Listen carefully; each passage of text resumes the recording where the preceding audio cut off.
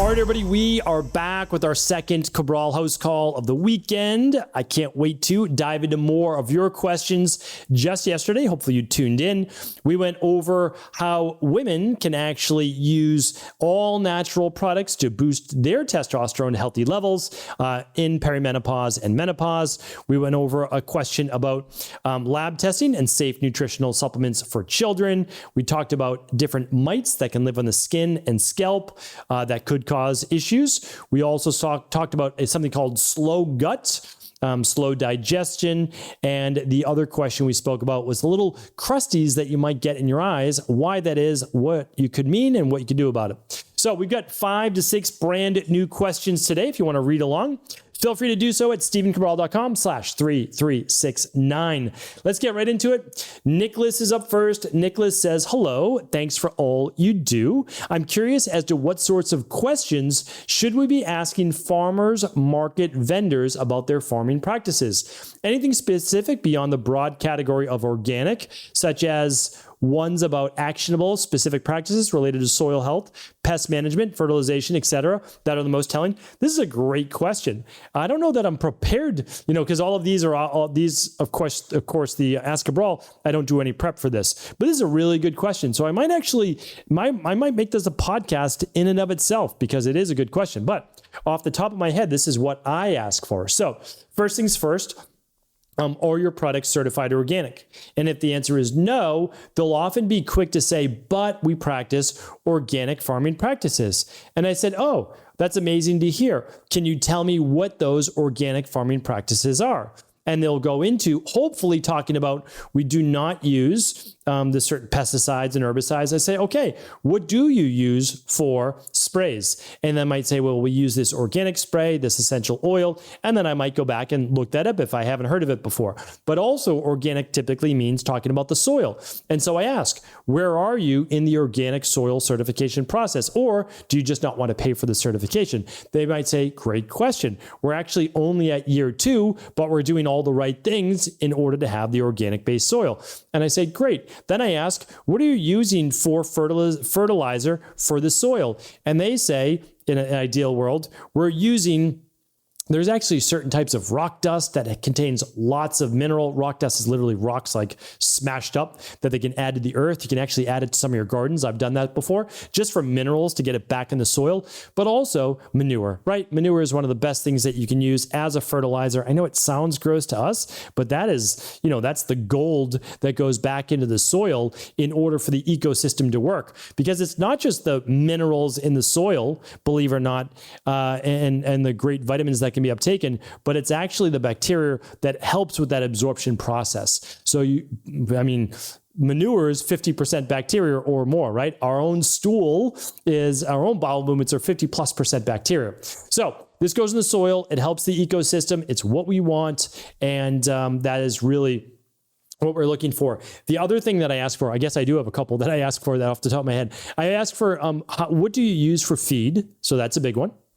If we're talking about animals. And then I also talk about, is it really free range? Like, do your animals really go outside, or do they not? And the other thing I ask for is antibiotic use. Do you use antibiotics with the animals? And they say, no, we do not. Or yes, if we need to for a serious circumstance. And then I say, okay, how long then is it before the milk is taken from that cow or whatever? And they might say 6 months. I say, okay, great. Like, all of these things are normal practices and very healthy practices. So Nicholas, that was a great question.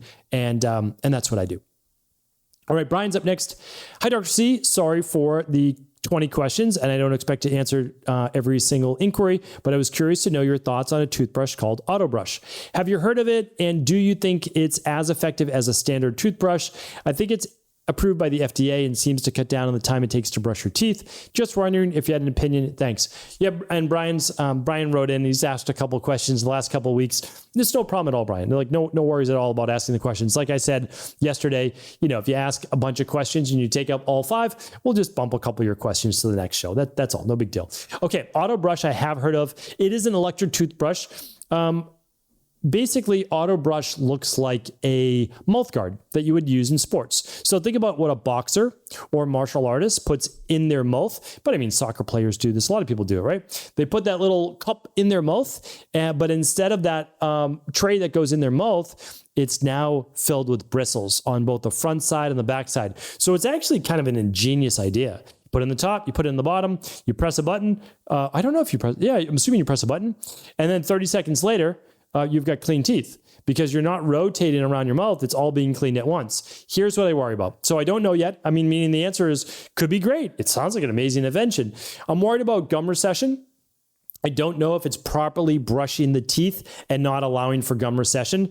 That is a good question to ask. And the second is, I don't know if these bristles are made out of plastic. And if they are, well, now we're potentially getting more microplastics in our mouth. I really prefer an all-natural bristle, all-natural toothbrush, all-natural toothpaste. And my favorites are at stephencabral.com/resources. So Brian's a great question. I don't know whether I can recommend it or not yet, but you know the questions I ask now, and you might be able to find that on your own as well. So hopefully this was a good place to start.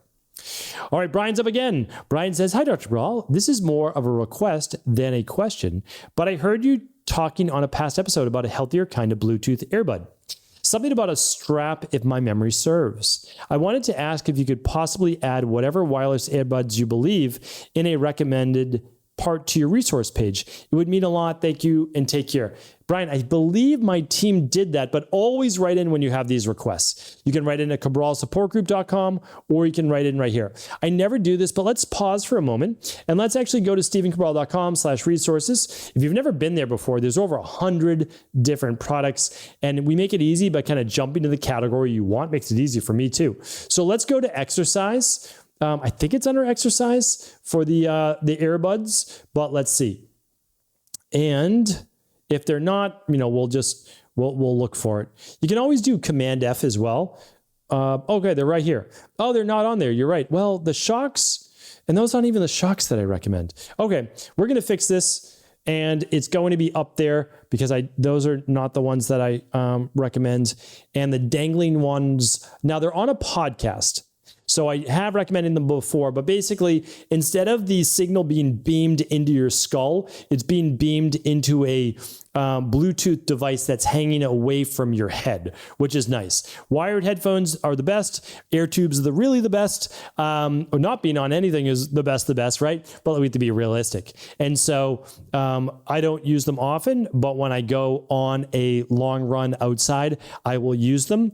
And I don't use any earbuds inside my ears. I'm just not willing to chance the potential brain cancer or tumors. So the other thing you can do in the page is if you press Command F and we type in air, we can see if anything pops up. Well, it's 56, so we want to narrow it down even more. So let's type in headphones and see what pops up.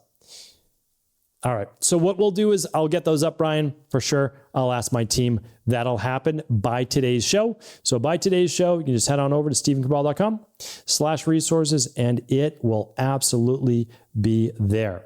All right, back to our next question. This is from Tommy. Tommy says, hi, Stephen. I'm an IHP2, low cortisol morning and noon, and low end of cortisol evening and night. I play soccer and lift weights, but my body just can't seem to handle the stress. Of course, you have no cortisol, right? Like we can help this. All right. Had a lot of trauma, 3 operations by the time I was 8, schizophrenic mom, moved out at age 9, developed insomnia by 12, autoimmune disease, 14 years of steroid cream use, which I believe played a big part in low cortisol, considering taking 3 months of training, off, but I'm scared of losing muscle, fitness, and having to tell my teammates that I'm injured as they won't understand that I need to build my cortisol back up. Yeah, I totally understand where you're coming from. You're obviously in a tough position. You don't want to let your team down, but the training is really, hurting your body's ability to recover and recuperate. So here's the thing. Usually, you said you play soccer, so usually there's a season. Now I know there's a preseason, but I don't know if you're collegiate. I don't know if you're post-college. I don't know where you're at, to be honest with you, but you're most likely college or beyond. And so what I would say is this, is you can make through the season if you want. During the season, you're going to need, right now while you're recovering, more sleep, more PMF, more nutritional supplements, more good food, more naps when you can, acupuncture, those types of things. The things that are going to really help, right? The breath work, all of the things that I talk about in the rain barrel effect, the de-stress protocol. Okay. Off season though, we need to work on the rejuvenation. So we're going to take a period of time off. You're not going to lose it all. I mean, you're most likely young. You're going to be able to get it all back. Like there's no problem at all with that, without a doubt. You can even keep up your walking. You'll be able to do some light body weight, just very light things. But what we need to do is bring this body back to life. So you're going to work with your Equalife coach or whoever you're working with as well, kind of like as a partner to bounce things off of. You'll most likely be using adrenal energy support during the day, and you'll be using magnesium, liquid melatonin or so at night. You'll be using DHEA, breakfast and dinner. You'll be using zinc. You'll be using daily nutritional support once or twice a day, making sure that you're not over fasting, overstressing your body in any way, getting lots of sleep, and then a mid-afternoon nap or PMF or non-sleep deep rest. All of those things are very important. So remember, I know where you're coming from. I had Addison's disease. I totally get it. I had no cortisol production during the day. You're kind of moving in that direction. No diagnosis, no medical treatment plans, no medical cures, medical diagnosis, no medical advice. But you can come back from this. That's the great thing about it. You can come back from this. No doubt about it. And we'll be there for you. In any way that we can, we will absolutely be there for you. So just let us know how we can help. All right, let's get to one more question today. This one is from Elizar. Or Elazar. Hello there. First of all, I want to thank you for all the information you give on these podcasts. I truly appreciate it. My pleasure. Thank you, Elazar. My question is, can autoimmune disease completely reverse like when you didn't have the disease, or do you have to manage it for forever? Even naturally, will you have to avoid certain foods forever like gluten? I ask this because it confuses me, because it took years of bad lifestyle and diet to cause autoimmune. But it seems like once you have the disease, all it takes is eating something once and you get a flare back up quickly. It's a great question. I would recommend reading The Rain Barrel Effect. So it's StephenCabral.com/freebook. Literally, it is free. You do pay shipping and handling. I pay a little over $77 to print the book, not $70. It's not that expensive. I pay a little over $7 to print it. And then you just pay to ship it in the US. It's about $7 to ship. So please read that book. It will give you the game plan, because you can reverse autoimmune issues. Please don't let anyone tell you that you can't. I had rheumatoid arthritis. It's gone, right? I got it around 17, 18 years old, had it until my mid-20s, and then it's gone. Same genetics, no more rheumatoid arthritis, and I've never had it again. Okay. What can I help with this? So there's always an underlying root cause. Most autoimmune issues are gut plus something else. So 90% of all autoimmune issues have at least some leaky gut, which is increased intestinal permeability. That comes from food sensitivities, candida overgrowth, bacterial overgrowth, H. pylori, or parasites. The best thing that you can do is run the Big Five. Not everybody can do it. Totally get it. But they're all at-home labs, private labs, and you run them at StephenCabral.com/big and the number 5. If you can't run those, at least run the starter kit. That's the best thing to do, called a vitamin tox test. So that's how you can get a personalized plan. And then you're right. Like if you haven't fixed the underlying root cause, but you've emptied the rain barrel just a little bit, and then you eat some gluten, you have a big flare up, because gluten could be one of your food sensitivities, right? For your food triggers. So what we found is, unless you have celiac, most people after a 3 to 6 month elimination can gradually add it back in, like once a week. And then when your body's completely healed, maybe twice a week, maybe 3 times. It really depends on the person, the sensitivity to that. But remember, the healthier your body is, the more you can get away with these things. Gluten isn't necessarily a health food, but if you wanted to have some sourdough bread every once in a while, or you wanted to just have some pasta when you go out, we've never seen an issue with that in our practice. We really haven't. Once a person heals, right? So once a person heals. And to heal an autoimmune issue, like I tell most people, is about 6 months. 3 to 6 months for most things. Autoimmune, you need to reset the immune cells. You literally need to reset the immune cells, and they don't go away overnight. So hardest autoimmune cases, 6 to 12 months. Lighter cases, 3 to 6 months. But yes, without a doubt, you can reverse autoimmune, and it would not be the exception in our practice. That would be the norm in order to be able to get rid of your autoimmune issues forever. Now, is it part of your genetics? Sure. But it doesn't mean that they need to be expressed. That's for sure.